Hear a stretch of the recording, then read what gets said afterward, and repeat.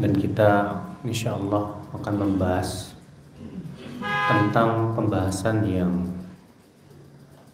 penting untuk kita pahami bersama. Apa itu dalil? Karena kita sering mendengar, ya, kita harus berdalil, kita harus berdasarkan dalil. Dalilnya apa? Pertanyaannya adalah dalil itu apa? Seperti apa yang disebut dengan dalil? Ketahuilah saudaraku sekalian, para ulama usul fikih membagi dalil itu menjadi dua macam. Para ulama usul fikih membagi dalil menjadi dua macam. Yang pertama yang disebut dengan dalil naqli. Dalil naqli. Apa itu dalil naqli? Yang pertama yaitu Al-Quran. Yang kedua yaitu hadis.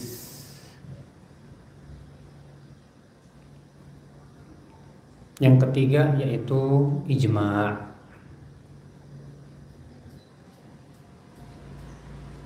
Dan yang keempat yaitu pendapat sahabat.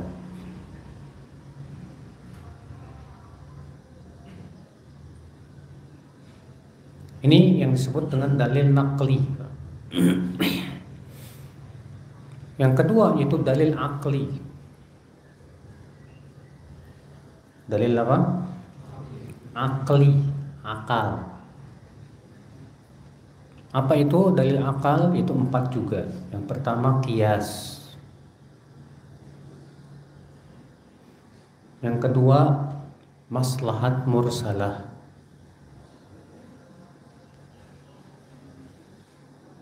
Yang ketiga istishab. Yang ketiga istishab. Nanti akan saya jelaskan ya satu-satu ya. Dan yang keempat yaitu istiqra. Yang keempat al-istiqra.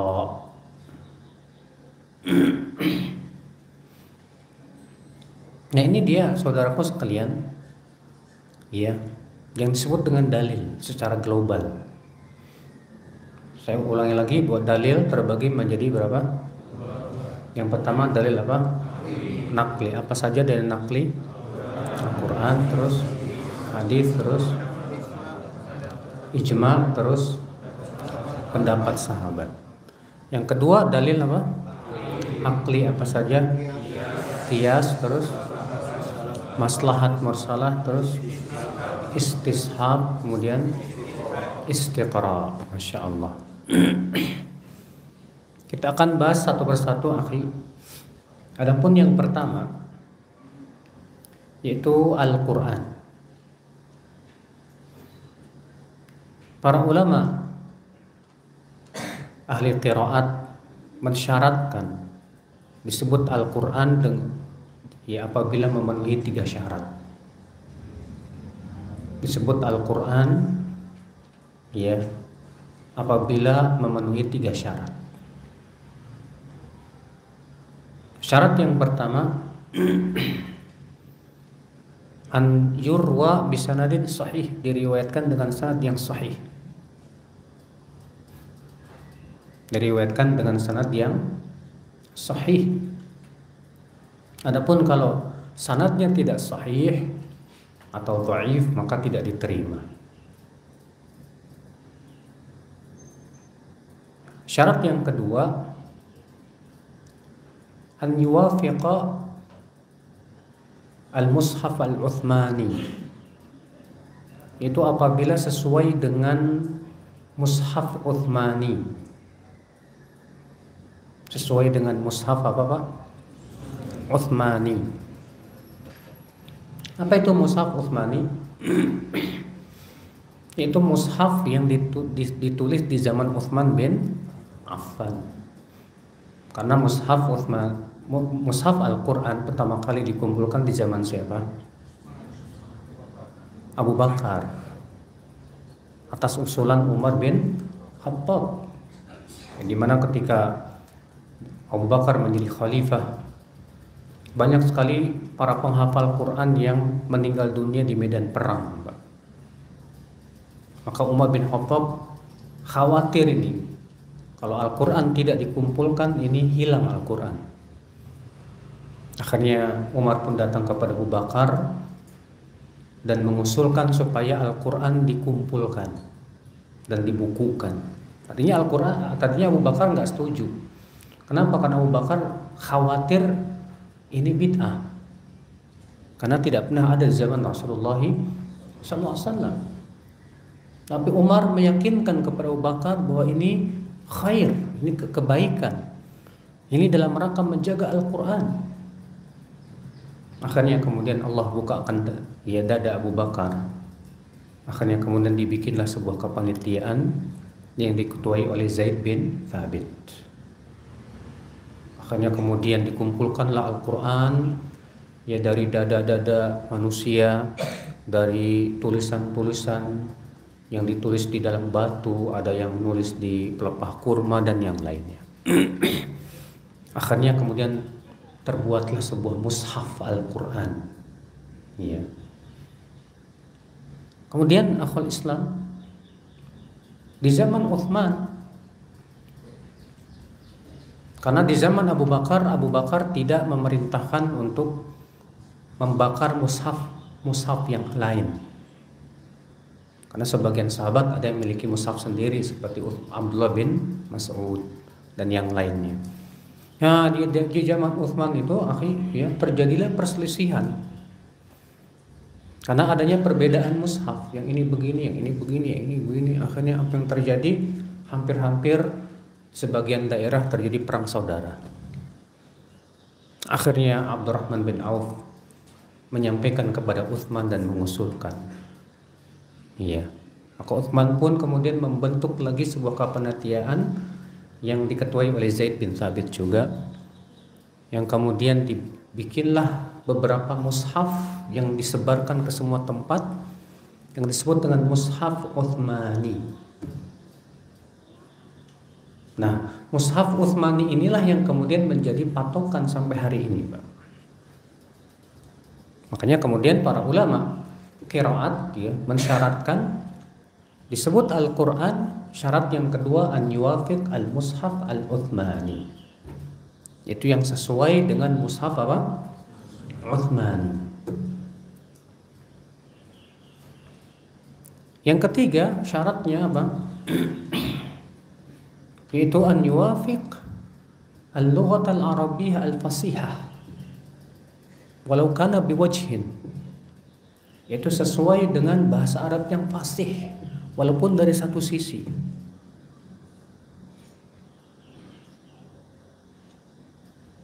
Nah, inilah yang disebutkan oleh para ulama ahli qiraat, di antara Imam Al-Jazari dan yang lainnya, ya, bahwa disebut Al-Quran terpenuhi 3 syarat ini. Yang pertama tadi apa, Pak?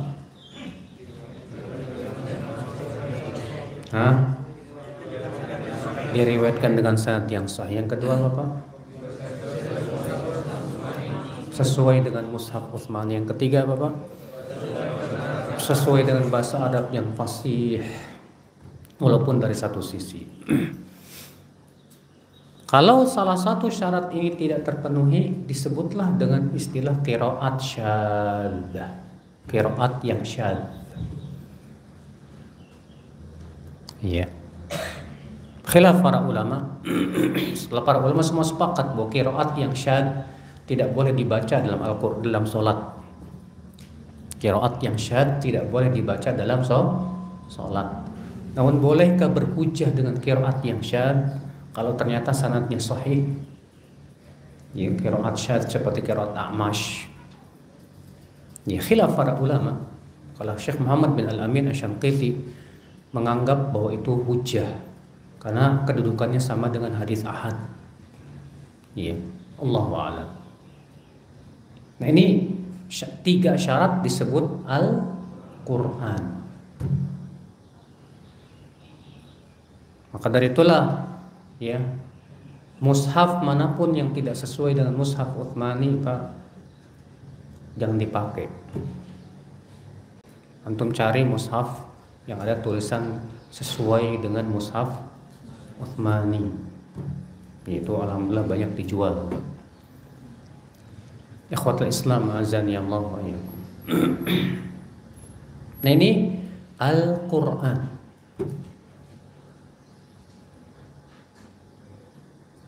Dan akhwal Islam, para ulama yang menyebutkan bahwasanya dalam menafsirkan Al-Quran pun juga tidak boleh sembarangan.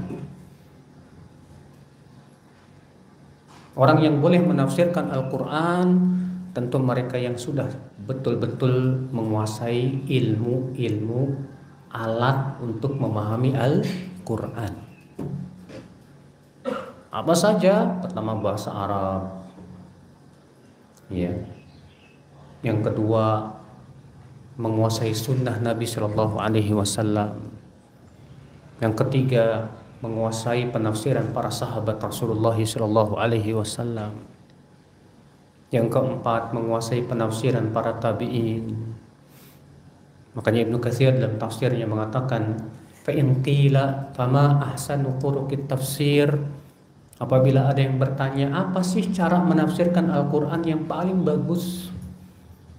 Ya, qila, maka dikatakan ahsanu turuqit tafsir arba'ah.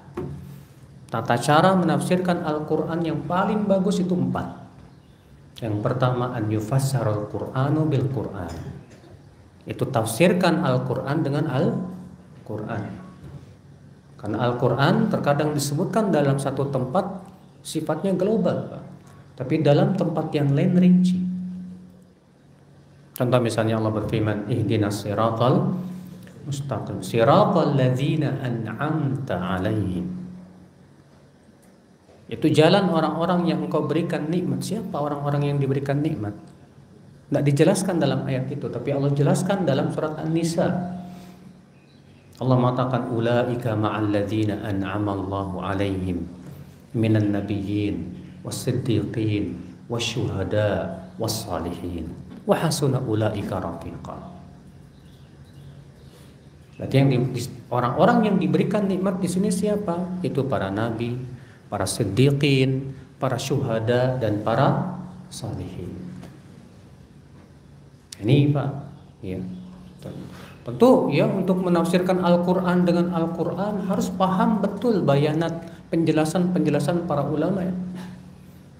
Syekh Muhammad bin Al-Amin Asy-Syanqiti dalam kitab beliau Adwa'ul Bayan, dalam muqaddimahnya beliau memberikan sebuah muqaddimah yang sangat bagus sekali tentang tata cara menafsirkan Quran dengan Quran. Ya. Dan saya sebutkan itu dalam buku saya yang berjudul Sebaik-baik Kamu yang mempelajari Al-Quran dan mengajarkannya. Itu saya sebutkan tentang tata caranya, saya ambil dari situ, dari kitab Adwa'ul Bayan. Yang kedua, an yufassara Al-Quran bis sunnah. Itu Al-Quran ditafsirkan dengan apa? Sunnah. Karena yang paling tahu tentang Al-Quran siapa, Pak? Rasulullah. Rasulullah sallallahu alaihi wasallam. Maka wajib orang yang mau menafsirkan Al-Quran paham betul tentang sunnah. Namun tentunya Pak, tidak setiap sunnah itu sahih. Ada yang sahih, ada yang tidak sahih. Berarti orang yang ingin menafsirkan Al-Quran, dia pun harus paham ilmu hadis. Ya. Yang ketiga caranya apa? Kata beliau, an yufassal Quran bi aqwalis sahabah. Itu Al-Quran ditafsirkan oleh pemahaman para sahabat. Karena para sahabat ini murid-muridnya siapa, Pak? Rasulullah sallallahu alaihi wasallam. Para sahabat langsung mengambil tafsir Quran dari siapa? Rasulullah sallallahu alaihi wasallam. Tentu mereka yang paling paham dong tentang penafsiran apa? Al-Quran. Kemudian yang keempat, an yufassal Quran bi aqwalit tabi'in. Itu Al-Quran ditafsirkan dengan pendapat para apa? Tabi'in. Siapa tabi'in? Murid-murid para sahabat. Seperti siapa? Imam Mujahid, ya, Sa'id bin Jubair, Abul Aliyah, Imam Qatadah, ya. Demikian pula Imam Ikrimah dan yang lainnya dari para ulama tabi'in yang masyhur dan tersohor.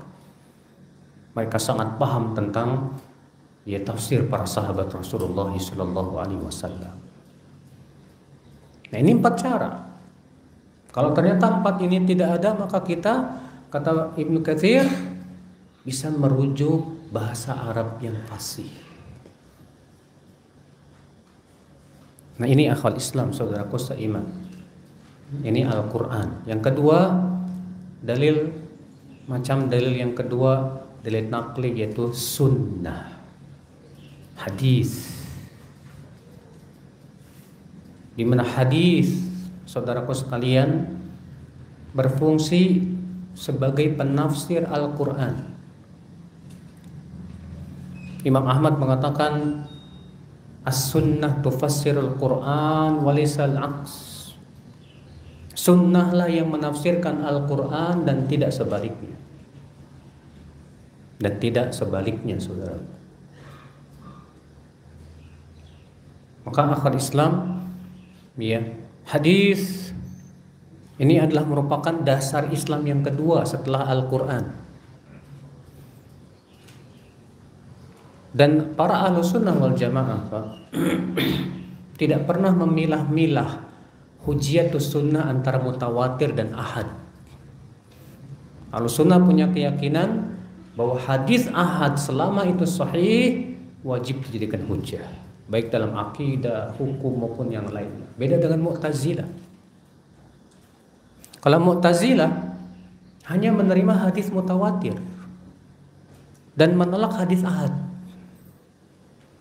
Kata mereka, hadis ahad itu tidak bisa diterima dalam menetapkan hukum maupun akidah.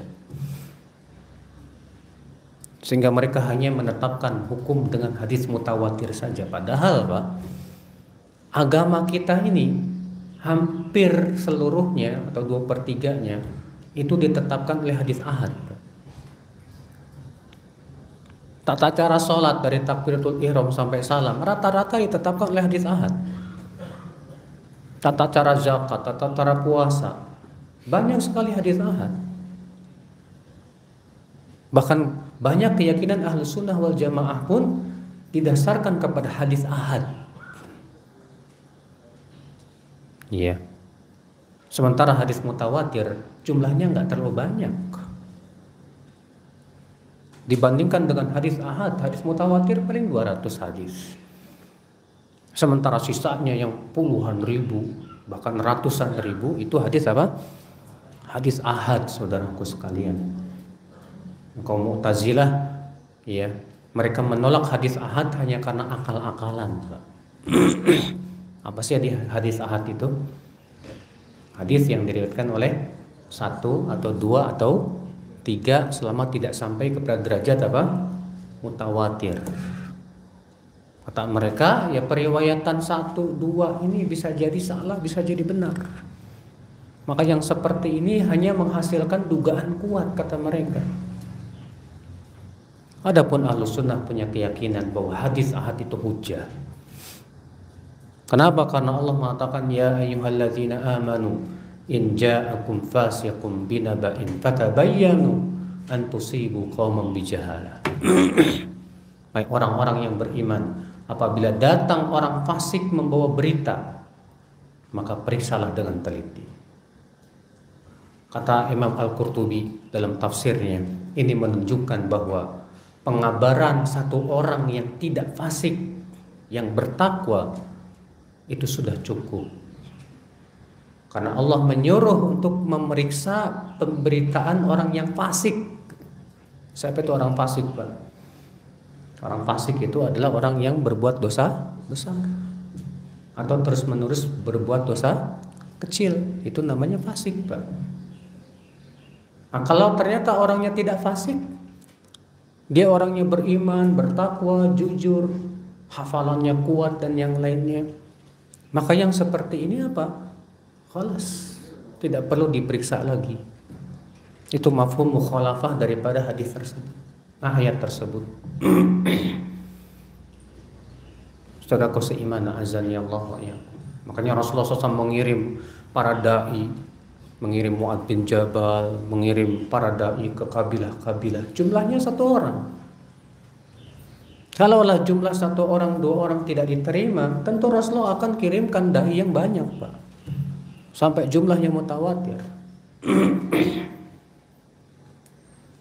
Ini merupakan ijma' Ahlus Sunnah wal Jamaah.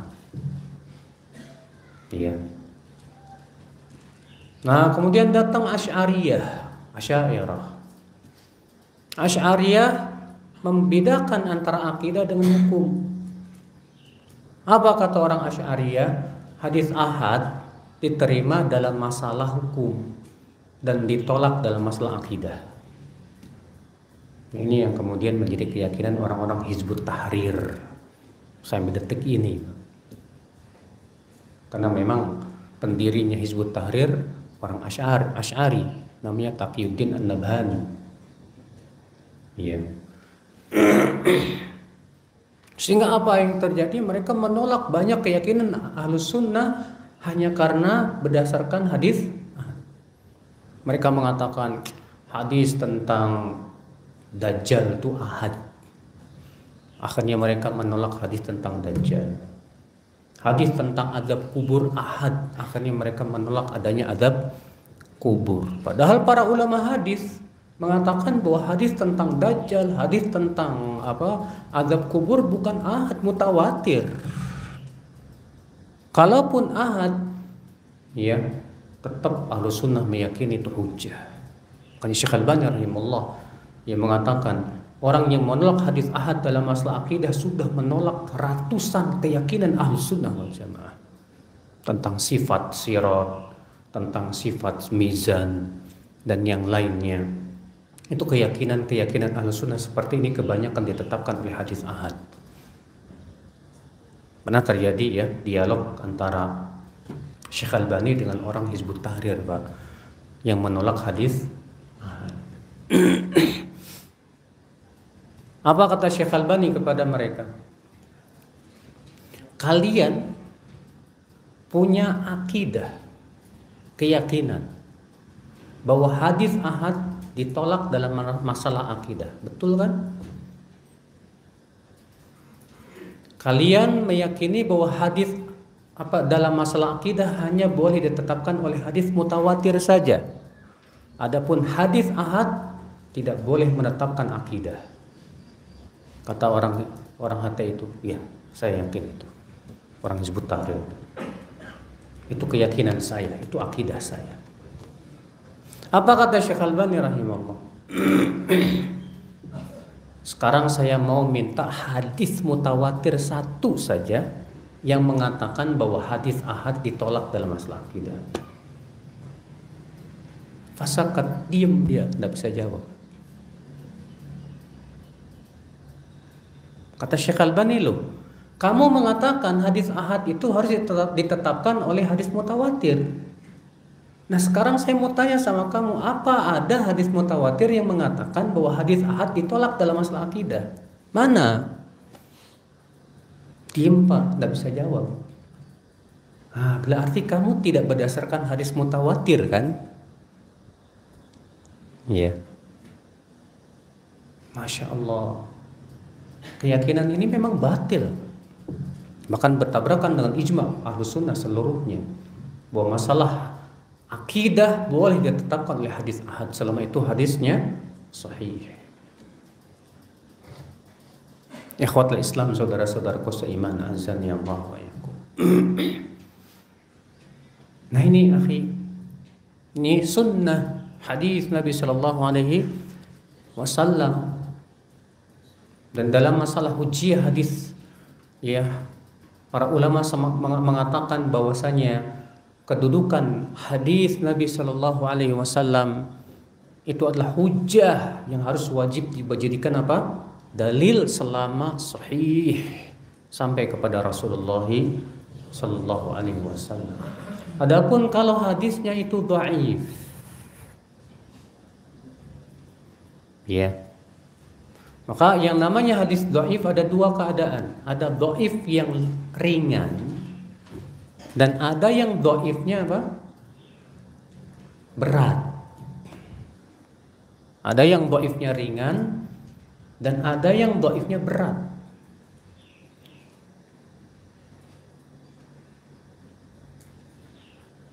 Nah, sebagian ulama seperti yang dikatakan oleh Imam An-Nawawi, bahkan Imam Nawawi menganggap ini ijma, walaupun sebetulnya tidak ada ijma, yaitu boleh berhujah dengan hadis dhaif. Boleh berhujah dengan hadis apa? Dhaif. Ya. Dalam masalah fadilah amal. Dalam masalah fadilah apa? Amal.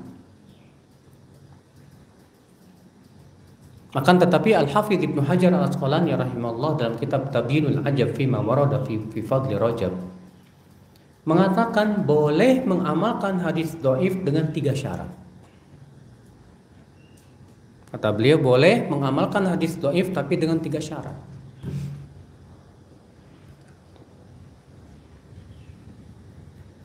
Syarat yang pertama alla yakuna dha'fuhu syadidan, yaitu dhaifnya tidak boleh sangat dhaif. Tidak boleh berat kedhaifannya, Pak. Dhaifnya tidak boleh apa? Berat. Yang kedua, kata beliau, syarat hadis dhaif boleh dipakai. Yang kedua yaitu tidak boleh diyakini itu sebagai sunnah, tapi dia amalkan hanya untuk kehati-hatian saja.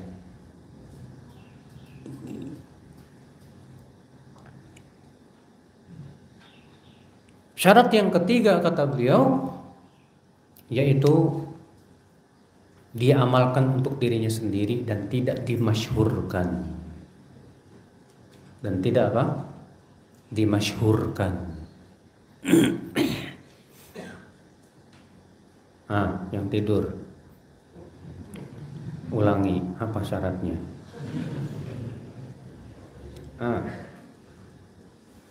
Antum, apa syaratnya tadi?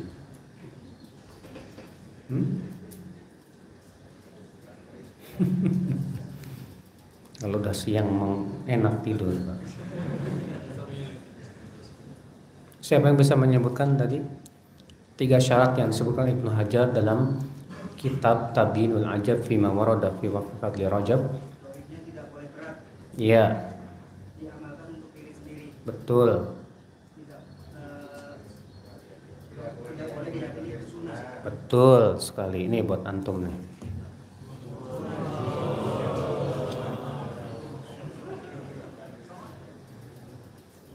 Ini memang buat hadiah kali.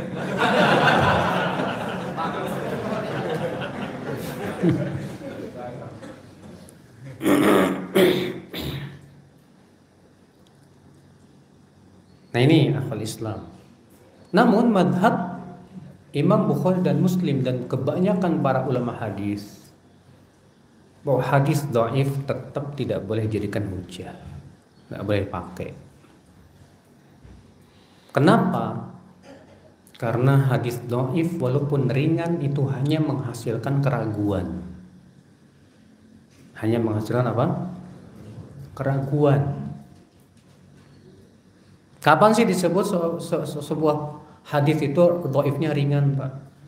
Karena kan para ulama hadis, kalau antum belajar hadis ya, membagi itu ada yang dhaifnya ringan, ada yang dhaifnya apa?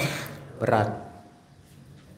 Yang disebut dengan dhaifnya ringan kapan? Yang paling ringan seorang perawi disebut sayyi'ul hifdz, buruk hafalannya.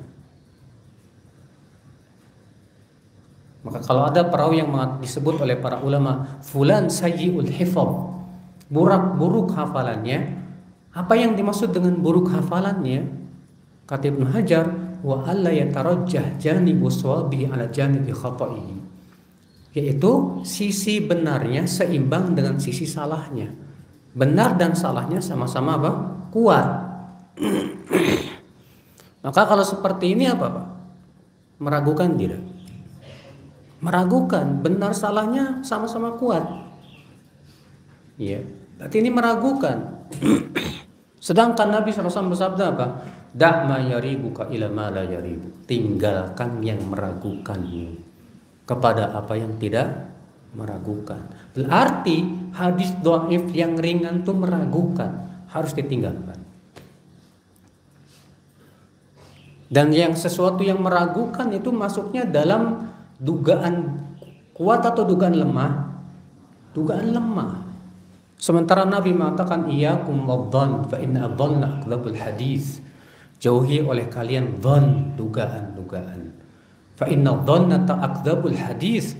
Karena dhann itu dugaan itu sedusta-dusta ucapan. Dan ini pendapat yang saya pilih dan ini yang dibela oleh Syekh Albani rahimahullah dalam Tamamul Minnah. Bahwasanya inilah pendapat yang harus dipegang. Ya, adapun klaim Imam Nawawi bahwa para ulama semua sepakat ijma bolehnya mengamalkan hadis dhaif, ini klaim yang tertolak. Karena khilaf dalam hal ini memang sangat kuat sekali sebetulnya. Saudara iman, azani Allah wa iyyakum, rahimani wa rahimakumullah jami'an. Nah ini akhi. Maka dari itu kalau antum dapat hadis, jangan antum sampaikan ke orang lain sampai antum periksa dulu, tanya dulu hadis ini sahih apa dhaif. Antum dapat di-share-nya dari teman, ada hadis, wah. Jangan antum langsung wah karena isinya bagus, oh bagus nih hadisnya nih. Langsung antum share gitu. Kalau ternyata itu hadis palsu, antum termasuk orang yang berdusta atas nama Rasulullah SAW. Ibnu Hibban dalam kitab beliau Al-Majruhin ya, beliau membuat sebuah bab ya, bab man syakka fi riwayatihi, siapa yang ragu dalam periwayatannya, ahwa minas sahih am minas saqim, apakah hadis yang ia sampaikan itu sahih atau dhaif, dia ragu, maka ia termasuk orang yang berdusta atas nama Rasulullah SAW. Kemudian beliau membawakan hadis Nabi SAW, man haddatha anni bihadithin yura annahu kadhibun fahuwa ahadul kadhibain. Siapa yang menyampaikan hadis dariku yang masih diperkirakan itu dusta, maka ia termasuk dari salah satu dari dua orang yang berdusta. Siapa dua orang itu? Yang pertama yang membuatnya, yang kedua yang menyebarkannya. Berapa banyak Pak di zaman ini orang menyebarkan hadis dhaif, bahkan bukan cuma dhaif, palsu Pak. Hadis tentang keutamaan batu akik, semuanya palsu. Hadis tentang keutamaan apa? Salat raghaib, palsu.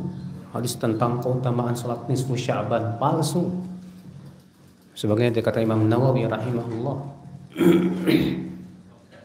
Hadis man 'azzama maulidi kanat ma'i fil jannah, kana ma'i fil jannah. Siapa yang mengagungkan hari kelahiranku, maka ia bersamaku di surga. Palsu. Hadis tawassalu bijahi fa inna jahi indallahi azim. Bertawassullah melalui kedudukanku, karena kedudukanku di sisi Allah itu agung. Palsu hadisnya. Dan betapa banyak Pak hadis-hadis palsu itu akhirnya menimbulkan ibadah-ibadah yang tidak ada dasarnya. Bahkan hadis palsu itu yang akhwat Islam bahkan menimbulkan keyakinan-keyakinan yang sesat dan menyesatkan. Hadis ya, an-nazar ilal wajhil hasan ibadah, melihat kepada wajah yang cantik itu ibadah. Palsu.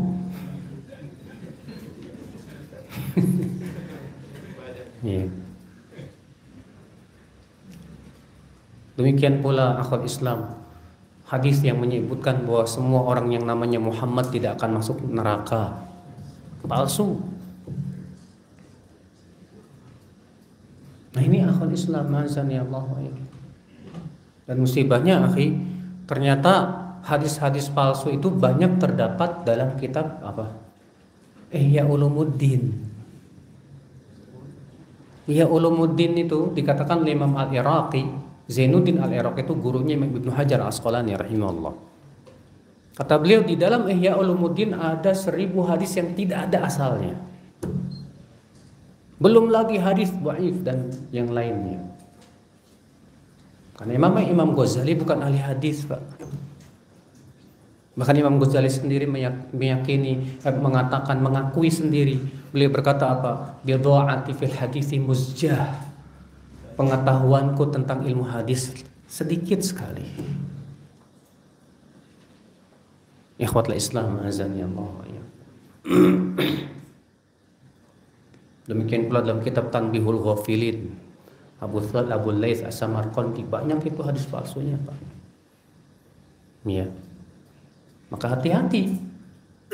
Jangan sampai kita termasuk orang yang berdusta atas nama Rasulullah SAW. Karena ancamannya berat. Rasulullah bersabda, "Man kadzaba alayya muta'ammidan falyatabawwa maq'adahu minan nar." Barang siapa yang berdusta atas namaku dengan sengaja, maka hendaklah ia mempersiapkan tempat duduknya di mana? Di neraka. Ini hadis. Sekarang yang ketiga itu ijma.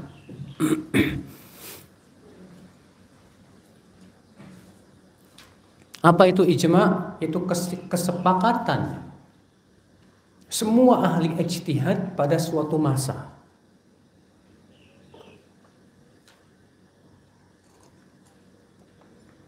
Kesepakatan semua ahli ijtihad pada suatu apa? Masa. Terutama di masa salafus saleh, sahabat, tabi'in dan tabi'un tabi'in, terutama di masa para sahabat. Ijma akhwal Islam ada 2 macam, dibagi oleh para ulama. Ada ijma yang qat'i, pasti. Qat'i itu artinya apa? Pasti, dan sudah diperiksa oleh para ulama ahli, ya para ahlinya, bahwa memang ini memang pasti ijma'nya. Maka ini semua ulama sepakat ini hujjah. Ini wajib dijadikan apa? Hujjah. Dalilnya banyak dari ayat Al-Quran maupun dari hadis Nabi SAW. Adapun dari Al-Quran, Allah berfirman dalam surat An-Nisa ayat 115, "Wa may yushaqiqir rasul min ba'di ma tabayyana lahul huda wa yattabi' ghayra sabilil mu'minin nuwallihi ma tawalla wa nuslihi jahannam wa sa'at masira." Siapa yang menyelisihi Rasul setelah jelas kepadanya huda, petunjuk, dan mengikuti selain jalan kaum mukminin, lihat, maka kami akan biarkan ia leluasa dalam kesesatannya, dan kami akan bakar ia dengan neraka jahanam, dan seburuk-buruk tempat kembali. Allah mengatakan di situ, pertama apa? Siapa yang menyelisihi Rasul setelah jelas kepadanya apa? Petunjuk. Yang kedua apa? Dan menyelisihi jalan kaum mukminin. Kata Imam Syafi'i, maksudnya ijma ulama mereka.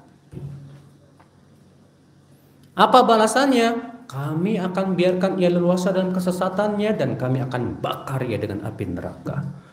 Berarti orang yang menyelisihi ijma terancam masuk neraka. Dalil yang kedua itu surat An-Nisa ayat 59. Allah berfirman, "Ya ayyuhalladzina amanu athi'allah wa athi'ur rasul wa ulil amri minkum fa in tanaza'tum fi syai'in farudduhu ila Allahi war rasul." Hai orang-orang yang beriman, taati Allah, taati Rasul, dan ulil amri di antara kalian. Dan jika kalian berselisih pada suatu permasalahan, maka kembalikan kepada Allah dan Rasul-Nya. Allah mengatakan apa? Jika kalian berselisih, maka kembalikan kemana? Allah dan Rasul-Nya. Kata Syekh Utsaimin, mafhum mukhalafah dari ayat ini apa? Jika kalian tidak berselisih, itu sudah cukup. Ini menunjukkan bahwa ijma itu hujjah. Adapun dalil dari hadis Nabi SAW bersabda, lan tajtami'a ummati 'ala dhalalah. Umatku tidak akan bersepakat di atas kesesatan. Nabi mengatakan bahwa kesepakatan umat Islam tidak mungkin sesat. Berarti ijma itu apa? Pasti benar. Enggak mungkin sesat. Berdasarkan sabda Nabi SAW. Nah, ini namanya ijma yang qat'i, Pak. Ijma yang apa? Yang qat'i. Ada lagi yang kedua, yaitu ijma yang dhanni. Ijma yang apa? Yang dhanni. Apa sih ijma yang dhanni itu? Yang masih diduga ijma. Diduga terjadinya apa? Ijma. Dan biasanya para ulama yang mengungkapkan ijma yang jenis ini dengan ucapan begini, la a'lamu fihi khilafan. Aku tidak mengetahui adanya perselisihan ulama dalam masalah ini. Itu biasanya untuk mengungkapkan ijma yang bersifat apa? Dhanni. Apakah ijma yang sifatnya dhanni itu hujjah? Hujjah. Namun kalau misalnya bertabrakan antara ijma yang dhanni dengan dalil yang zahir, mana yang dahulukan? Ya. Pendapat Syekhul Islam Taimiyah mengatakan dalil lebih dahulukan daripada penukilan ijma yang masih bersifat dugaan dhanni ini. Iya. Ikhwatul Islam, saudaraku seiman, azani Allah wa iyyakum. Tentunya apa? Tidak setiap orang yang mengatakan ijma ulama begini-begini bisa terima. Seringkali Imam Nawawi mengatakan telah terjadi ijma. Sebuah contoh tadi misalnya, Imam Nawawi mengatakan sudah terjadi ijma ulama bahwa hadis dhaif boleh diamalkan. Tapi dibantah oleh para ulama setelahnya bahwa dalam masalah tidak ada ijma. Dan buku yang paling bagus dalam hal ini, buku yang saya lupa penulisnya, yaitu Mawsu'atul Ijma.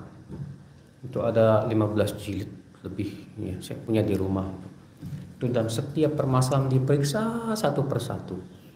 Benar enggak terjadi ijma dalam masalah tersebut? Iya. Tidak mudah, Pak.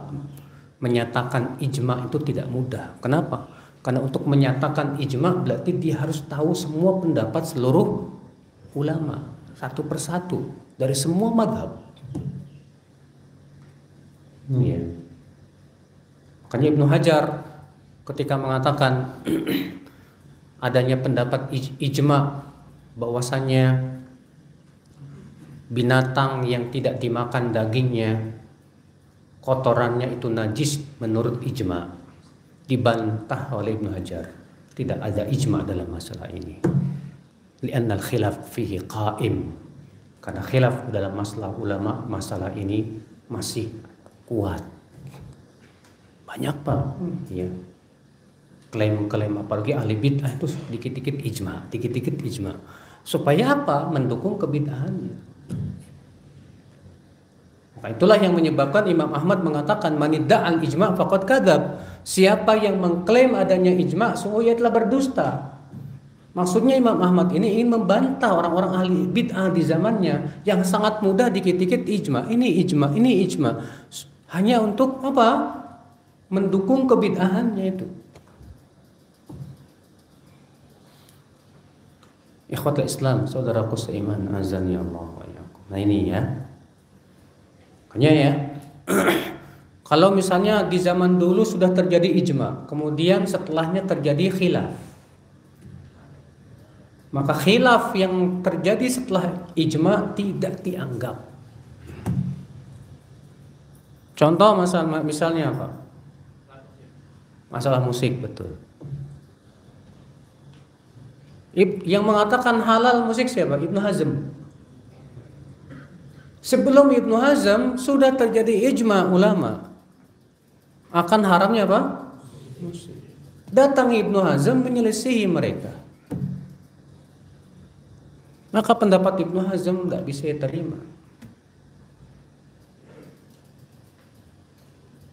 Ikhwatul Islam, saudaraku seiman, azan ya Allah. Demikian pula, ya terkadang ada sebagian di zaman sekarang mengklaim suatu permasalahan belum ijma, padahal sudah jadi ijma. Contoh misalnya sebagian orang-orang takfiri mengatakan bahwa masalah bolehkah memberontak kepada pemimpin muslim yang fasik itu masih khilafiyah di zaman salafus soleh katanya. Kemudian setelah itu baru terjadi ijma. Sedangkan menurut mereka ijma setelah adanya khilaf tidak dianggap, dibantah oleh para ulama. Di mana khilafnya? Perbuatan sebagian tabi'in yang melakukan itu, ya, itu bukan dalil dan tidak dianggap ini adanya perselisihan sama sekali. Tapi mereka jatuh pada kesalahan. Justru para sahabat seluruhnya berijma haram. Dia memberontak kepada pemimpin yang muslim yang fasik. Ikhwatul Islam, saudaraku seiman, azani Allah ya aku. Contoh lagi masalah ya Allah beristiwa di atas. Di zaman sekarang dianggap ini masalah khilafiyah, perselisihan. Padahal di zaman salafus saleh tidak ada perselisihan, Pak. Ya, seluruh ulama, bahkan imam yang 4 semua punya keyakinan bahwa Allah beristiwa di atas arasy. Nah, ini saudaraku sekalian. Maka dari itu ya, akhi, pahami mana masalah yang sudah menjadi ijma, mana yang masalah-masalah yang belum terjadi padanya apa? Ijma. Supaya apa? Dengan kita tahu masalah ini, Pak, kita tidak berpendapat dengan pendapat yang menyelisih ijma.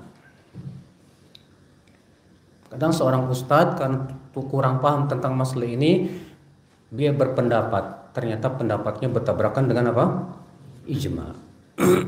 Bahaya ini, Pak. Karena kalau sudah menyelisih ijma, maka otomatis pendapatnya batil. Iya. Makanya Imam Syafi'i rahimahullah mensyaratkan orang yang boleh berfatwa di antaranya dia betul-betul menguasai pendapat-pendapat manusia dan tata cara mentarjihnya. Itu tidak mudah, saudaraku sekalian, azani Allah wa iyyakum. Nah ini namanya ijma.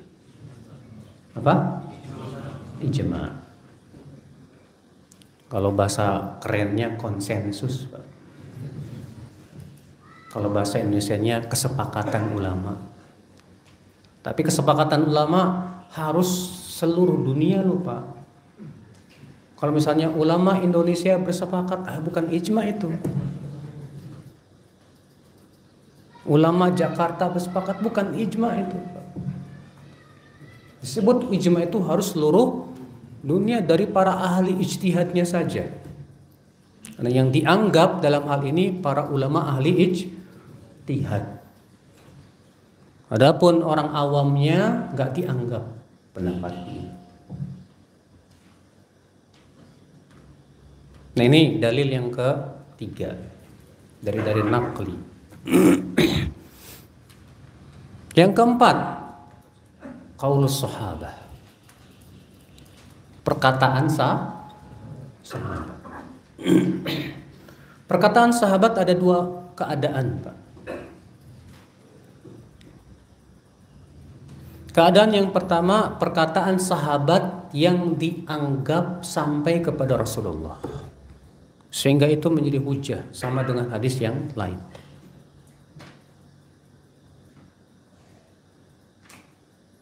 Yang kedua, perkataan sahabat yang tidak dianggap sampai ke Rasulullah, tapi itu memang statusnya sebagai pendapat sahabat.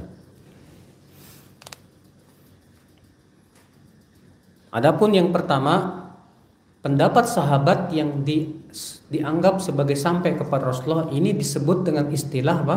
Marfu, hukman, dihukumi marfu. Dihukumi apa? Marfu. Adapun pendapat sahabat yang tidak bisa dianggap sampai kepada Rasulullah ini disebut dengan istilah mauquf. Apa itu? Mauquf. Jadi ada pendapat sahabat yang dihukumi marfu. Ada para pendapat sahabat yang tidak dihukumi marfu. Maka ini namanya Apa itu? Kapan disebut pendapat sahabat yang dihukumi marfu? Yang pertama, pendapat sahabat yang dihukumi marfu sampai kepada Nabi SAW. Yang pertama, jika sahabat itu menisbatkan kepada zaman Nabi.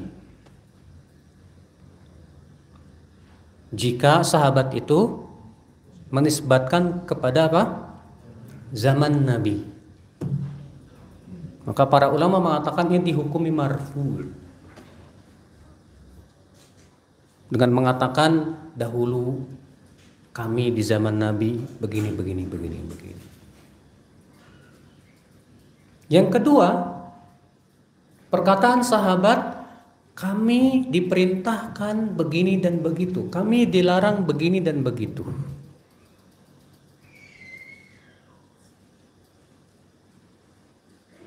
Maka ini pun dihukumi oleh para ulama marfu. Karena tidak mungkin mereka diperintahkan kecuali oleh Rasulullah SAW. Kami dahulu diperintahkan begini, kami dahulu dilarang begini. Maka ini dihukumi sebagai apa? Marfu.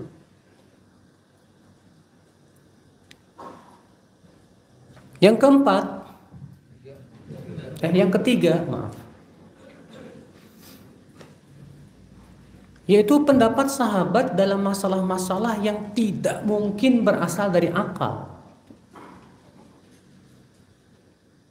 Pendapat atau perkataan sahabat yang tidak mungkin berasal dari akal. La majala fihi firra, ya. La majala lirra'yi fihi. Tidak mungkin berasal dari akal. Contoh yang tidak mungkin berasal dari akal, contohnya apa, Pak? Contohnya mengabarkan perkara yang gaib atau menyebutkan tentang keutamaan amal tertentu. Ya. Maka yang seperti ini tidak mungkin berasal dari akal. Contoh misalnya hadis. Ya. Al-bait at-tawaf fil baiti salatun. Tawaf di Ka'bah itu sama dengan salat. Hadis ini yang rajih adalah mauquf dari perkataan sahabat. Namun kata para ulama apa? Walaupun ini mauquf dari perkataan sahabat, tapi tidak mungkin ini berasal dari akal. Karena sahabat tidak mungkin mengatakan bahwasanya tawaf di Ka'bah sama dengan sholat, karena ini masalah-masalah yang tidak mungkin itu bagian dari akal. Menghukumi tawaf sama dengan sholat itu. Atas pendapat sebagian ulama seperti yang dikatakan oleh Syekh Muhammad bin Al-Amin Asy-Syanqiti rahimahullah. Namun, Pak, ada namunnya, Pak. Ini kalau sahabatnya tidak terkenal suka mengambil dari Israiliyat. Ini kalau sahabatnya tidak suka ngambil dari apa? Israiliyat. Adapun kalau sahabatnya mengambil dari Israiliyat tetap tidak diterima. Contoh misalnya hadis, ada orang masuk surga gara-gara lalat, ada yang masuk neraka gara-gara lalat. Pernah dengar hadis itu? Hadis ini yang sahih perkataan Salman Al-Farisi, bukan sabda Nabi Shallallahu Alaihi Wasallam sebagai itu diingat oleh Syekh Al-Albani rahimahullah. Mauquf. Namun pengabaran tentang seseorang masuk surga karena lalat, ini kan masalah gaib kan? Dan masalah gaib bukan apa? Akal. Tapi masalahnya Salman ini mengambil dari Israiliyah, sehingga tetap tidak bisa dihukumi marfu. Sehingga tetap tidak bisa dihukumi apa? Marfu. Ya. Kan Syekh Utsaimin rahimahullah mendhaifkan hadis itu. Saudaraku seiman, azani Allah wa iyyakum. Itu yang ketiga ya. Yang keempat, yang tidur siap-siap ditanya loh Mas.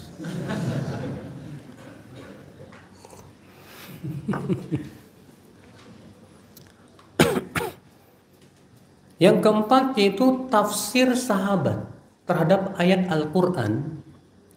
Kata Syekh Muhammad bin Al-Amin Asy-Syanqiti, itu dihukumi marfu. Apalagi kalau itu sudah pernyataan sebagai sebab turunnya ayat. Kalau seorang sahabat mengatakan bahwa sebab turun ayat inilah begini gini, maka para ulama mengatakan ini dihukumi marfu. Dihukumi apa? Marfu.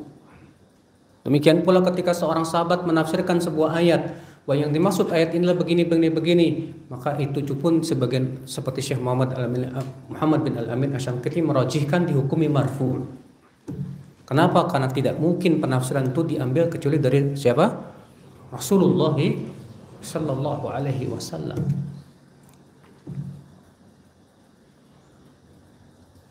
Nah, ini 4 perkataan sahabat yang dihukumi apa? Marfu. Selain itu dihukumi mauquf. Selain itu dihukumi apa? Sekarang permasalahannya apa? Apakah pendapat sahabat itu hujah atau bukan? Banyak ulama muhaqqiqin seperti Ibnu Qayyim ya, menyatakan bahwa pendapat sahabat itu hujah. Dan ini pendapat Imam Syafi'i rahimahullah. Dan banyak para ulama, di antara Imam Ahmad bin Hanbal, di antaranya Abu Hanifah. Makanya Imam Ahmad mengatakan min usulis sunnati indana, ya, di antara pokok sunnah di sisi kami adalah berpegang kepada apa yang dipegang oleh para sahabat Rasulullah SAW. Imam Syafi'i dalam kitab Jima'ul Ilm memberikan perincian tentang pendapat sahabat. Pendapat sahabat itu tidak lepas dari 3 keadaan. Yang pertama, pendapat sahabat yang menjadi kesepakatan mereka, ijma. Pendapat sahabat yang menjadi apa? Ijma. Contoh apa? Tentang sholat tarawih tiap malam di bulan Ramadan. Yang pertama kali menjadikan sholat tarawih berjamaah tiap bulan Ramadan siapa? Umar. Rasulullah pernah hanya 3 malam. Setelah itu beliau tinggalkan karena takut diwajibkan. Di zaman Abu Bakar belum. Di zaman Umar, kemudian Umar menyuruh untuk menghidupkan setiap malam Ramadan dengan sholat tarawih berjamaah. Lalu Umar berkata, nikmatil bid'atu hadhihi, sebaik-baik bid'ah itu ini. Maksudnya secara bahasa saja. Tapi ini menjadi kesepakatan seluruh sahabat tanpa ada pengingkaran di antara mereka dan menjadi amalan yang menjadi ijma setelah itu. Maka ini jelas hujjah. Ini apa? Hujjah. Ya. Yang kedua, pendapat sahabat yang ternyata terjadi khilaf para ulama, para sahabat di situ. Artinya para sahabat tidak sepakat dalam masalah itu, Pak. Ada sahabat yang berpendapat begini, ada sahabat lagi yang berpendapat begitu. Contoh masalah yang berhubungan dengan sholat di belakang imam dalam sholat jahriyah. Apakah makmum tetap disyariatkan baca Al-Fatihah atau Tidak, Abu Hurairah pendapatnya wajib baca Al-Fatihah. Demikian pula diriwayatkan dari Umar bin Khattab. Sementara sebagian sahabat lain mengatakan tidak. Ya. Maka ketika terjadi perselisihan sahabat, maka pendapat sahabat bukan hujah. Ketika terjadi perselisihan sahabat, maka pendapat sahabat bukan apa? Hujah. Yang menjadi hujah adalah Al-Quran dan hadis serta ijma. Ini keadaan yang kedua, Pak. Keadaan yang kedua dari pendapat apa? Sahabat. Keadaan yang ketiga dari pendapat para sahabat, pendapat sahabat. Itu kata Imam Syafi'i, kalau ada seorang sahabat berpendapat,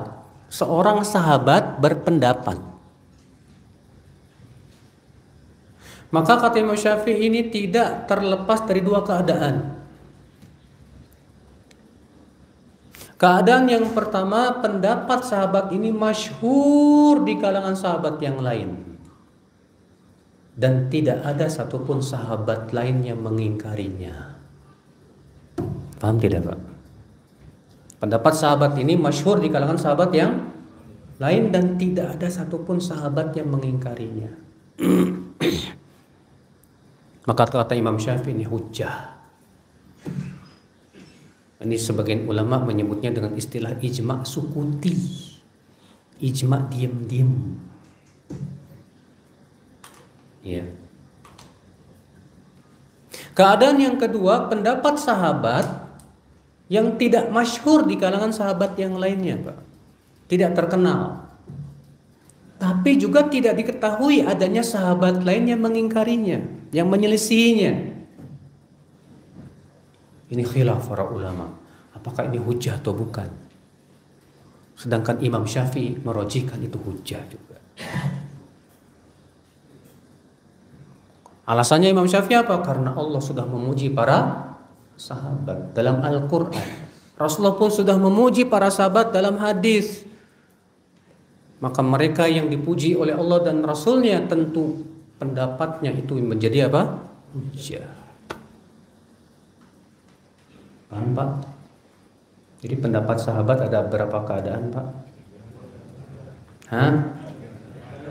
Ada yang bilang 2, ada yang bilang 3. Hah? 3. Yang pertama apa? Pendapat sahabat yang menjadi isma. Iya. Pendapat sahabat yang menjadi hilaf. Hujjah. Iya. Kalau ada seorang sahabat yang berpendapat tidak dapat. Hah? Kalau ada seorang sahabat. Yang ketiga apa? Pendapat seorang sahabat. Pendapat antara maksud dan tidak maksud.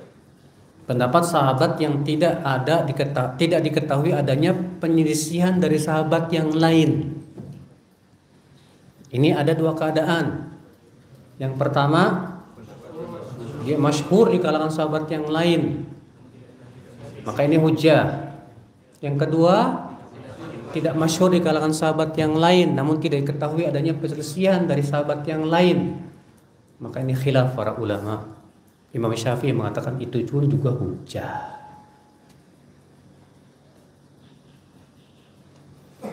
Antum nyatatnya udah mulai bagus, Mas, tapi kurang detail.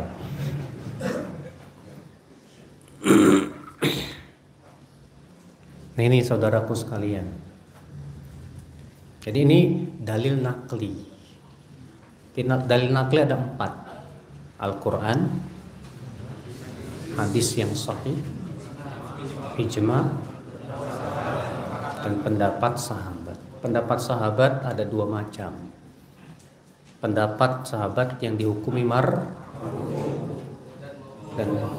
dan pendapat sahabat yang dihukumi mauquf. Yang dihukumi mauquf ada 3 keadaan. Baik dihafal ya. Karena ini namanya dalil. Iya. Nah inilah saudaraku yang disebut dengan dalil nakli. Sekarang kita masuk ke pembahasan dalil akli. Kenapa disebut akli? Karena memang akal. Apa itu yang pertama? Itu yang pertama qiyas. Yang pertama apa? Qiyas. Apa itu qiyas? Qiyas adalah ilhaqul far bi aslin fil hukmi bi jami'il illati bainahuma. Menyamakan cabang dengan pokok dalam suatu hukum. Menyamakan cabang dengan pokok dalam suatu hukum karena adanya persamaan illat.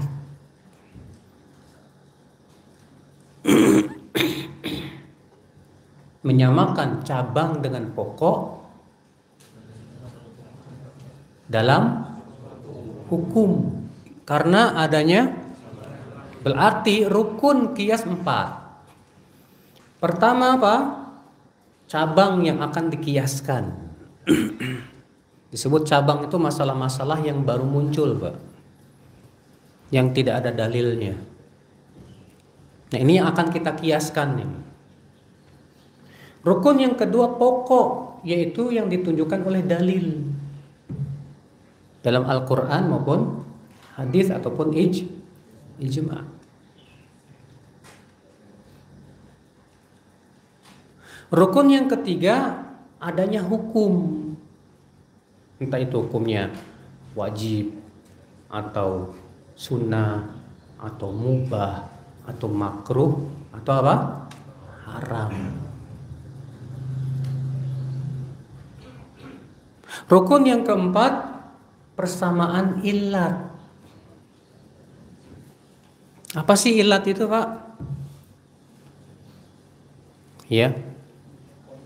Para ulama mendefinisikan ulat itu illat, bukan ulat ya, illat ya. Wasfun dhahirun muttaridun ghairu mulgha. Sifat yang tampak dan tetap dan tidak diabaikan oleh syariat. Sifat yang tampak dan tetap dan tidak diabaikan oleh apa? Syariat. Contoh misalnya, ilat haramnya arak apa?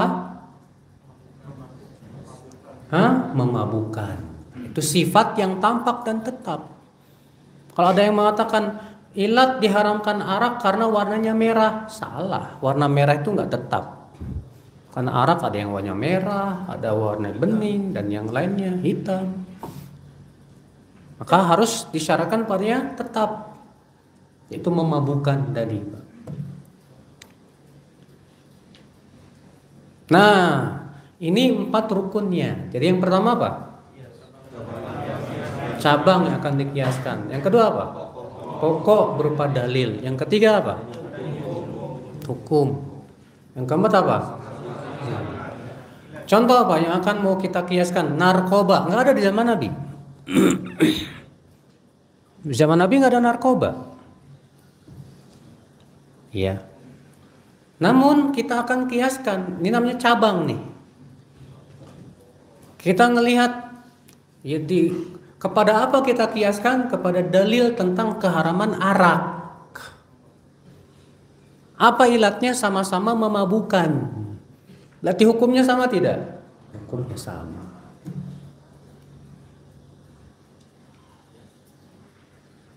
Hukumnya sama. Ada orang bilang, mana dalilnya rokok haram? Itu para perokok suka begitu, Pak. Yang boleh mengharamkan hanya Allah dan Rasulnya. Kata mereka begitu. Mana dalilnya rokok haram? Kita katakan di zaman Nabi rokok belum ada masalahnya, Mas. Berarti kita akan mengkiaskan dengan apa? Ternyata kita dapatkan bahwa rokok itu berbahaya. Mengandung racun, mengandung zat-zat yang sangat membahayakan apa? Tubuh. Iya. Maka kita kiaskan dengan semua perkara-perkara yang berbahaya yang dilarang dalam agama. Nabi bersabda, la dharar wa la dhirar. Saudaraku sekalian, beras di zaman Nabi nggak ada, Pak. Nah sekarang kita mau kiaskan. Di zaman Nabi adanya gandum. Nah ternyata kita lihat gandum dan beras ilatnya sama. Sama-sama makanan pokok. Maka kita samakan hukumnya. Maka diwajibkan dalam zakat fitr. Dikeluarkan beras. Kias. Ini namanya apa? Kias boleh diamalkan kapan? Kata Imam Syafi'i, innamu yusaru ilal qiyas inda darurah. Boleh dipakai kias saat darurat saja. Kata Imam Ahmad, al-qiyas bimanzilatil maitah. Kias itu sama dengan bangkai. Bangkai kapan boleh dimakan? Kalau sudah nggak ada makanan yang halal. Demikian pula kias boleh dipakai kalau sudah nggak ada dalil. Kalau sudah tidak ada dalil dari Al-Quran, hadis ataupun ijma, baru pakai apa? Kias. Adapun belum apa-apa udah pakai kias, belum cari dalil udah pakai apa? Ini batil. Para ulama sepakat, Pak, semua kias yang bertabrakan dengan dalil, maka kias ini batil. Semua kias yang bertabrakan dengan apa? Dalil, maka ini kias yang batil. Makanya para ulama mengingkari pendapat Abu Hanifah yang mengatakan wanita yang sudah dewasa boleh menikahkan dirinya sendiri tanpa wali dan 2 saksi. Dikiaskan kepada akad jual beli. Kata Abu Hanifah, wanita boleh jual beli tanpa wali dan 2 saksi. Maka akad nikah pun tidak ada bedanya dengan akad jual beli. Tapi dibantah bahwa ini kias yang bertabrakan dengan dalil. Karena Nabi mengatakan la nikaha illa biwaliyin wa syahidai adlin. Tidak sah nikah kecuali dengan wali dan 2 apa? Saksi. Tolak. Zaman sekarang kan orang dikit-dikit kias. Ya. Padahal kias itu ketika darurat saja, Mas. Kalau sudah nggak ada dalil baru silakan pakai kias. Itu pun juga orang yang boleh pakai kias betul-betul paham tentang kias. Dia harus paham ya tentang bagaimana cara kias. Dari tahqiqul manatnya, tanqihul manatnya, ya. Demikian pula as-sabr wa taqsimnya, qawadihul illahnya, dan yang lainnya. Ini akhi, kalau belum pernah belajar ilmu kias, jangan sembarangan deh. Dikit-dikit kias-kiasin. Kata Imam Asy-Syatibi, di antara sebab utama munculnya kesesatan adalah menyamakan 2 perkara yang berbeda atau membedakan 2 perkara yang sama. Sebab sesatnya iblis kan itu, Pak. Dia nggak mau sujud kepada Adam. Gara-gara apa? Hah? Ya Allah, engkau ciptakan Adam dari tanah dan engkau ciptakan aku dari kata iblis apa? Api lebih baik daripada apa? Tanah. Ini kan kias, Pak. Ya, tapi kiasnya batil. Ini musibah saudaraku sekalian, azan ya Allah. Maka hati-hati. Yang ketika 2 perkara yang berbeda dijadikan sama, pasti terjadi kesesatan. Atau 2 perkara yang sama dibedakan, ini pun akan muncul kesesatan. Pahami baik-baik saudaraku sekalian. Ini dalil akli yang pertama. Apa itu? Kias. Yang kedua, apa itu, Pak? Maslahat mursalah. Apa yang disebut dengan maslahat mursalah? Itu perkara-perkara yang tidak ada dalilnya secara syariat, namun maslahatnya besar. Dan ya, Bila ditinggalkan bahkan terkadang mudaratnya besar.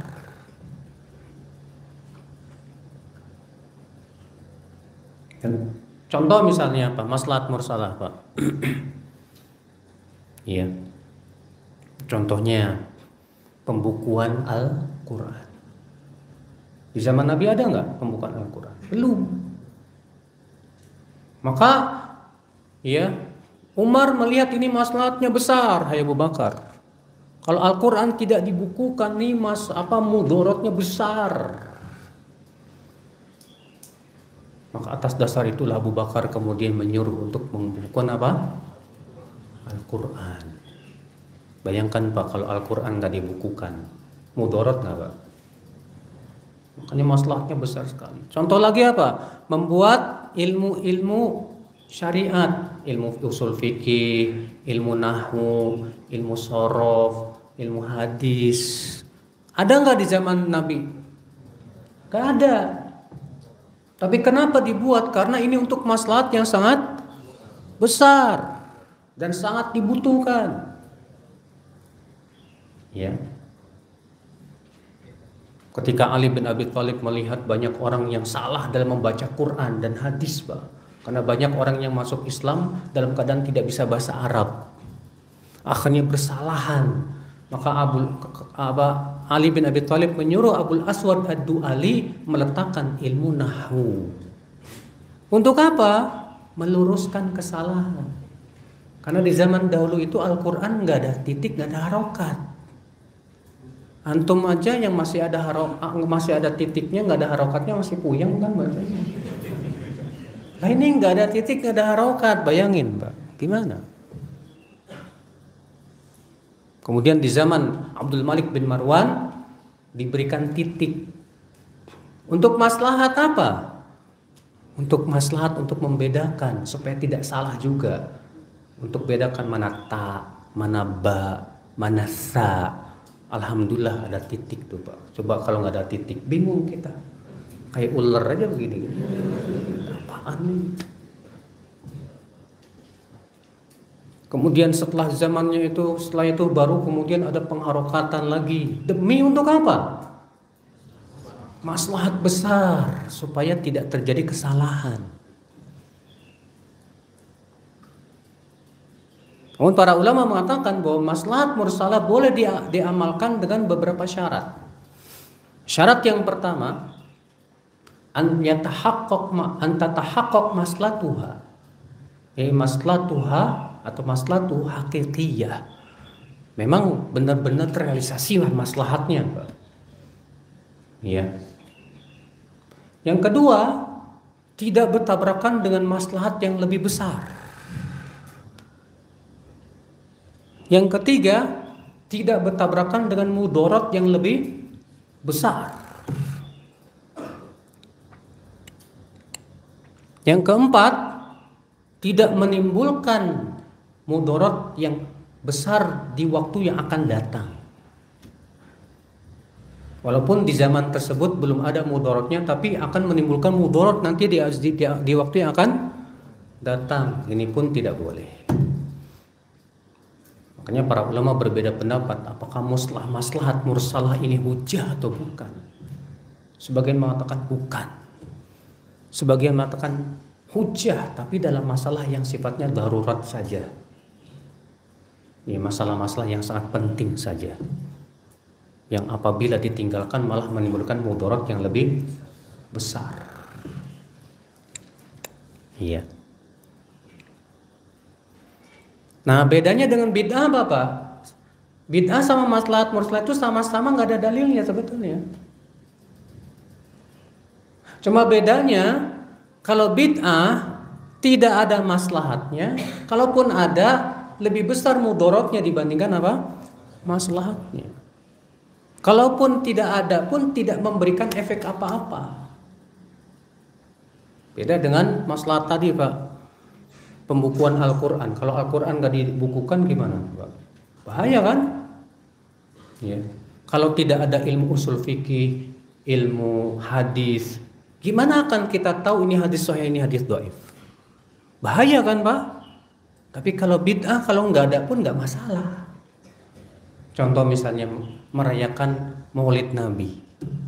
Kalau nggak ada perayaan Maulid Nabi pun nggak masalah kok. Bukankah merayakan kelahiran Nabi setiap hari dengan mempelajari hadis-hadisnya itu lebih baik, Pak, daripada merayakan setahun sekali? Ikhwatal Islam, azani Allah wa iyyakum. Itu beda, Pak. Sangat beda antara maslahat mursalah dengan bid. Jangan disamakan. Walaupun memang sama-sama tidak ada dalilnya. Tapi yang satu sangat terlihat sangat terlihat sekali maslahatnya. Saudaraku seiman, azan ya Allah wa iyyakum. Kemudian yang ketiga, dalil akli, yaitu istishab. Apa sih istishab itu? Istishab artinya kembali ke asal. Kembali kepada apa? Asalnya. Dan ini ada 3. Yang pertama, perkara-perkara yang asalnya mubah, maka dikembalikan pada asalnya itu mubah. Contoh misalnya, Pak, masalah yang berhubungan dengan dunia pada asalnya apa? Mubah. Itu namanya istishab, ya. Al-asal, dikembalikan kepada pokoknya apa. Maka kalau antum misalnya ragu, ini mubah apa enggak ya? Kita lihat, ini masalah dunia apa masalah ibadah. Ya. Yang kedua yaitu istishab yang asalnya haram, nggak boleh. Contoh misalnya pada asalnya yang berhubungan dengan masalah ibadah, nggak boleh sampai ada dalil yang memerintahkan. Maka bedakan antara masalah dunia dengan masalah apa? Ibadah. Yang membedakan apa? Dalil.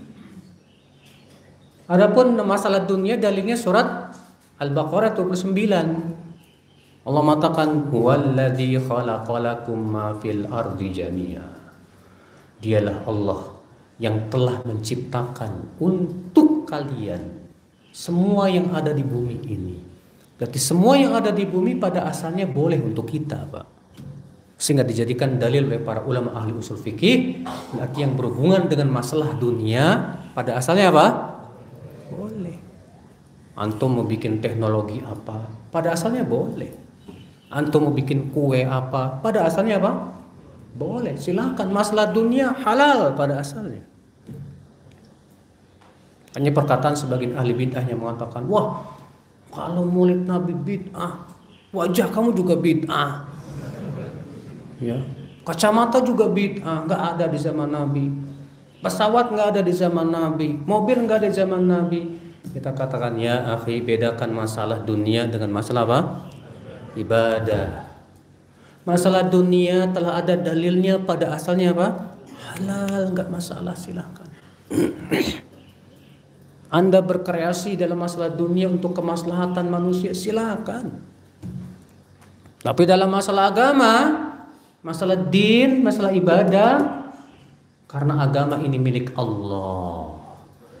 Yang boleh membuat syariat dalam agama hanyalah siapa? Allah Azza wa Jal. Maka pada asalnya nggak boleh sampai ada dalil dari Allah dan Rasulnya. Paham? Nah, ini namanya istishab, Pak. Kalau antum ragu, ini daging halal apa haram? Halal apa haram? Maka kembalikan kepada hukum asal daging apa? Haram.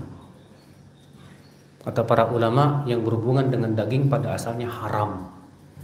Maka kalau antum ragu ini daging halal apa haram, tinggalkan. Pada asalnya yang berhubungan dengan apa? Harta manusia haram.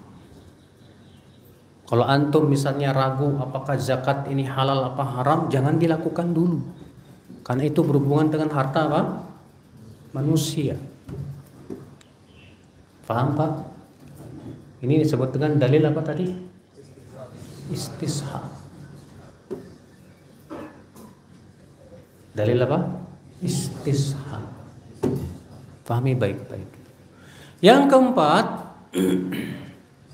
dari dalil akli yaitu istiqra. Apa itu istiqra? Yaitu penelitian terhadap dalil. Dan istiqra dibagi oleh para ulama menjadi dua macam. Ada istiqra yang tam, yang sempurna. Apa itu? Yaitu meneliti seluruh dalil dalam sebuah permasalahan yang sedang dibahas.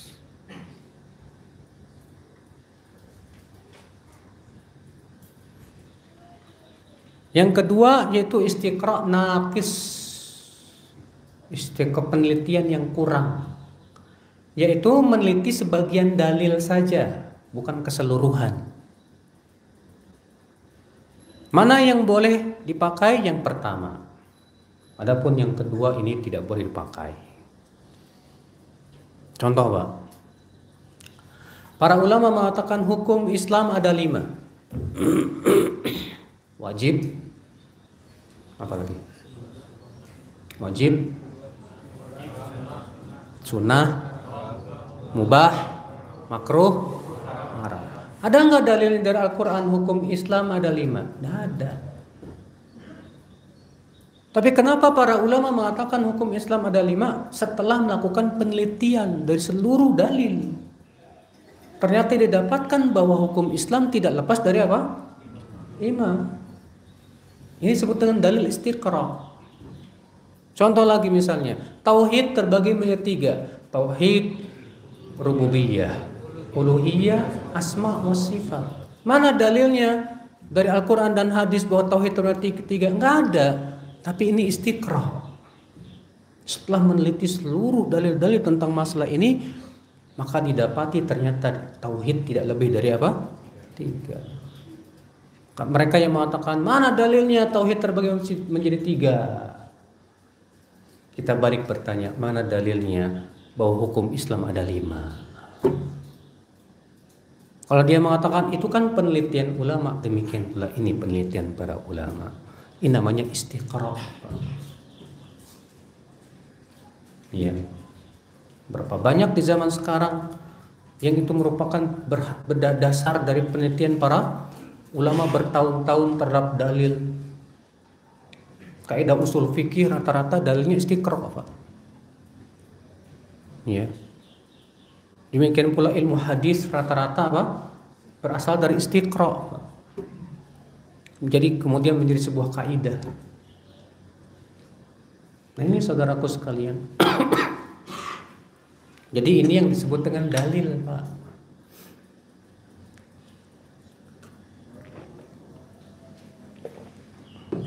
Sekarang saya mau memberikan pertanyaan kepada Anda. Pendapat ulama dalil bukan? Hah?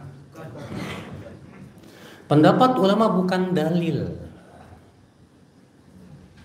Menjadi dalil kapan? Pertama, kalau sudah menjadi ijma ulama. Yang kedua, bagi orang awam yang tidak mampu untuk memahami dalil, kewajiban mereka bertanya kepada ulama. Allah berfirman, fas'alu ahla dzikri in kuntum la ta'lamun. Tanya ahlinya jika kamu tidak tahu. Maka ketika seorang awam bertanya kepada seorang ulama dari madhab manapun, tidak harus satu madhab, maka dia sudah melaksanakan perintah Allah Subhanahu wa taala tersebut. Maka ucapan si alim ini menjadi hujah buat dia pada hari kiamat. Kecuali kalau telah datang kepadanya dalil lain yang lebih kuat dari pendapat si alim ini. Lalu si orang awam ini tidak mau menerima dalil yang lebih kuat karena fanatik kepada, maka ini berubah menjadi haram. Berubah menjadi apa? Haram. Makanya akhwal Islam, orang yang mewajibkan kamu harus satu mazhab aja, nggak boleh banyak-banyak, aneh. Karena pendapat mazhab bukan dalil. Kalau menjadi ijma seluruh ulama, naam, kita katakan ini hujjah. Tapi masalahnya ini masalah khilafiyah. Ulama Syafi'iyah berkata begini, ulama ini berpendapat begini. Kemudian dalil kita apa? Pendapat ulama? Bukan. Sudah kita sebutkan tadi, pendapat sahabat kalau diselisih oleh sahabat yang lain bukan hujjah. Itu pendapat sahabat tuh Pak, yang udah jelas-jelas mereka generasi yang terbaik. Gimana itu pendapat ulama? Maka pendapat ulama dalam perkara yang masalah-masalah yang masih para ulama belum bersepakat padanya, berselisih padanya, bukan hujjah. Makanya Syekhul Islam mengingatkan ini dalam beberapa kitab beliau, bahwa dalam masalah-masalah yang sifatnya ikhtilaf para ulama, jangan berhujjah dengan pendapat apa? Ulama. Tapi hujjah itu adalah Al-Quran dan hadis.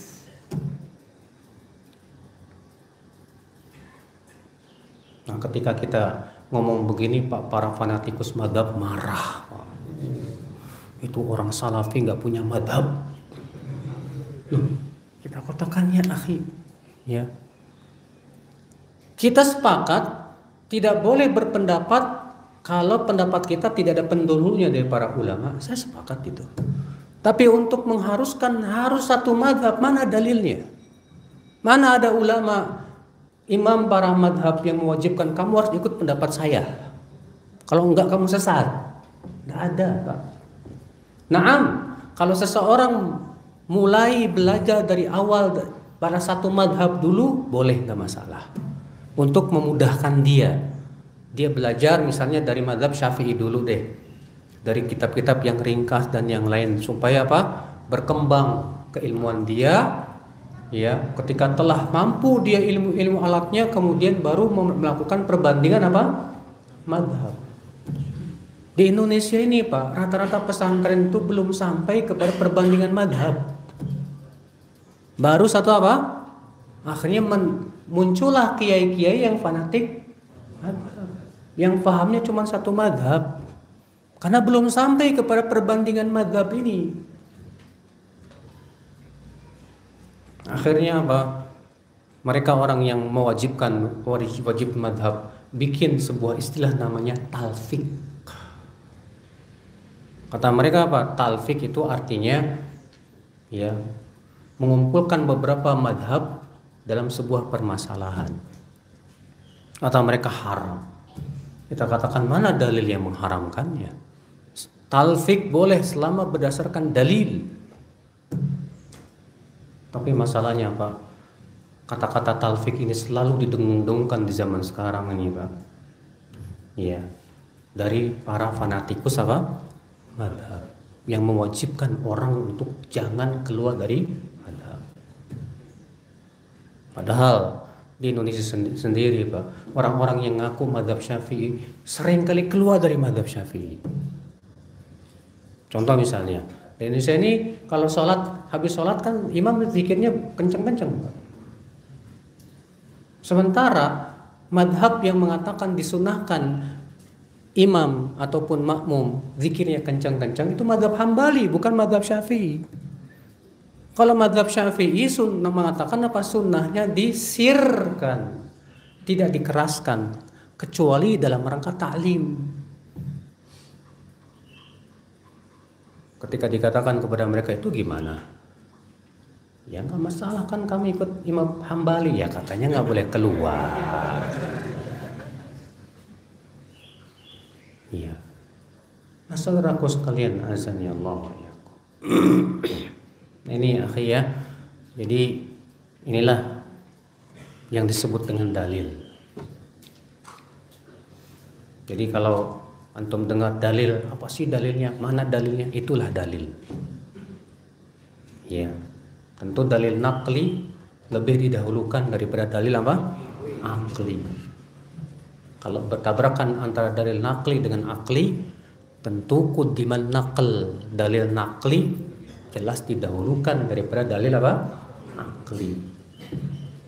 Ya, adapun bagaimana terjadi perselisihan antara dalil, ada pertentangan, itu ada lagi bab ta'arud al-adillah namanya dalam usul fikih. Iya, pertentangan dalil. Itu ada tata cara mengkompromikannya, Pak. Itu harus belajar ilmu usul fikih. Baik, saya kira cukup. Semoga yang saya sampaikan bermanfaat.